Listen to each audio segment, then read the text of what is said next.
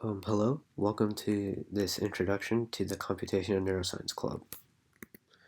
So, just to start off, what is computational neuroscience? So, you guys are probably familiar with what neuroscience is, the study of the brain.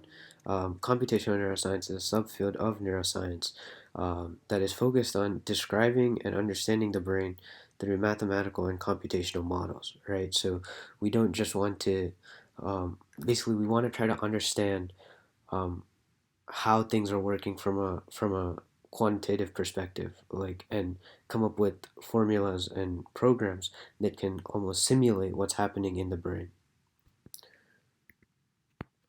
So why should you want to study computational neuroscience? So, one obvious reason is that it helps us understand the brain better, right? The brain is currently one of the most sought out after unsolved scientific mysteries, right?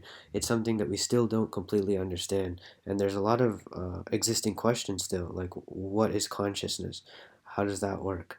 Um, and and we still don't understand a lot about how people learn and how memories are formed. There's still a lot of unanswered aspects to those questions, and so computational neuroscience is one of the most direct avenues to help answer those questions. Right, we are directly trying to understand how the brain works from a computational perspective, and so that is directly addressing some of the problems that exist today. A second reason why you should want to study computational neuroscience is that if you're interested in AI, a lot of researchers currently look to neuroscience in order to become inspired for solutions to build advanced AI, right? The brain, after all, is the only example of general intelligence that we have found in the universe, right? And so it makes sense that if you're trying to build advanced artificial intelligence, um, it makes sense to look towards the brain for inspiration. Right. In fact, just a quick story. You probably have heard of neural networks if you've taken like the TJ AI class or have some experience with machine learning. Well, the idea of neural networks didn't actually come from like a computer science lab. The people who were studying this topic and published the first paper on like back propagation and stuff were trained mostly as neuroscientists. And they got into computer science like afterwards. Um, and so that's just an example. The neural networks are like loosely inspired on the brain, but that's just an example of an idea in AI that came from the study of neuroscience. And so that's another reason why you may want to study computational neuroscience.